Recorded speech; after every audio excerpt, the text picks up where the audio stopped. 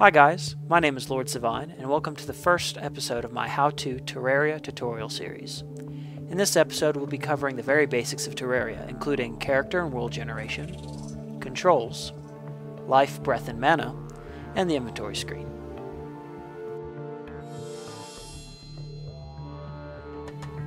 Overall, the character and world generation process is pretty self-explanatory. Most of the options only change things like the color of your character or the name of your world. The one option to pay attention to in this process is the world size. In Terraria, the entire world is rendered simultaneously. This means that the larger the world you select, the more memory the game will need to run properly. I would suggest choosing a small-sized world for your first single-player game. From what I can tell, there is no difference in choosing a small world over a medium or large size, except for the travel time between biomes and destinations. It's also important to note that your character is independent of the worlds you create. This means you can use the same character and inventory on different worlds if you want. Feel free to use this first world as a place to experiment. The controls in Terraria are fairly standard as far as PC games go. You'll use both the keyboard and mouse to control your character. You can move your character by using the S, A, and D keys, and you can jump by pressing the spacebar. Accessories like Cloud in a Bottle allow a player to double jump by pressing the spacebar twice. Terraria makes use of the mouse cursor to interact with NPCs and to select which blocks to mine. The default color of the mouse cursor is red, and this makes it pretty easy to see on screen. To mine a specific block, simply left-click on it. To interact with an NPC, right-click. You can also open doors and chests by right-clicking. Attacking is also done with the mouse. Simply left-click with the weapon selected on your hotbar to attack. Certain effects, like the grappling hook, bow and arrow, or the purification powder, can be pointed or guided by using the mouse cursor.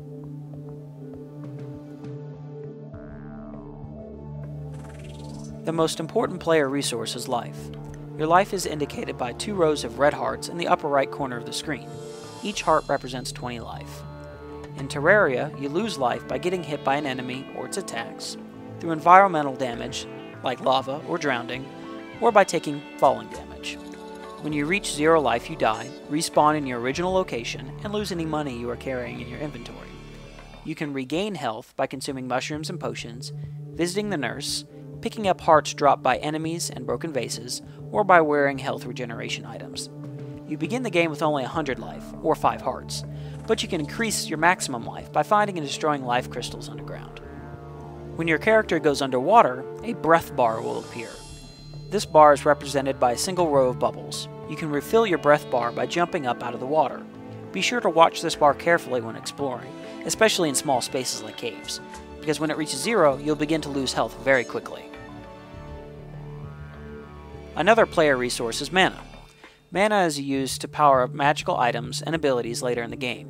Your mana bar is located in the far right side of the screen and is represented by a column of purple stars. Each star represents 20 mana. When you first spawn after character creation, you'll have 0 maximum mana, but you can increase your capacity by collecting and combining 10 falling stars. Mana will slowly regenerate on its own, but you can speed up this process by wearing mana regeneration items, drinking mana potions, or by collecting blue stars that are dropped by enemies or broken vases.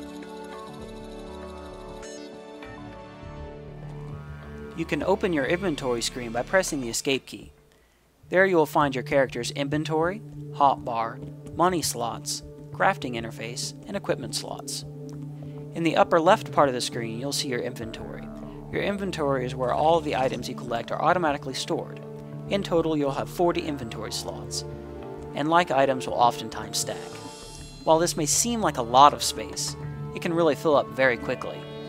Once all 40 squares of your inventory are full, you will not be able to pick up any additional stacks of items. Inventory management will become an important part of exploration in Terraria, so be sure to keep some extra inventory space on hand. Your hotbar is located in the upper left area of the screen. This is a special part of your inventory that allows you to quickly switch between frequently used items. You can place items in your hotbar by opening your inventory, left-clicking on an item, and dragging it to the desired position on the bar. You can then select items on the hotbar by scrolling up and down on the mouse wheel, clicking on an item with the mouse cursor, or by pressing the associated hotkey, that is 1 through 9. I would strongly advise becoming familiar with at least the most easily reached hotkeys, because taking too long to find an item, like a potion, will often result in death. In the lower left side of the screen, you'll find the crafting interface. Here you can see what items you can currently craft. The number and type of items you can craft is dependent on what is currently in your inventory, and whether or not you're in the presence of a workbench, furnace, or anvil. The crafting system in Terraria is very diverse, and will be the subject of another video.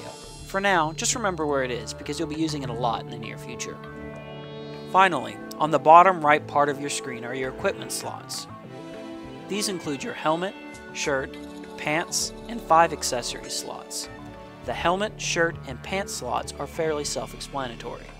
Any armor you place in these slots will decrease the amount of damage you take from enemy attacks.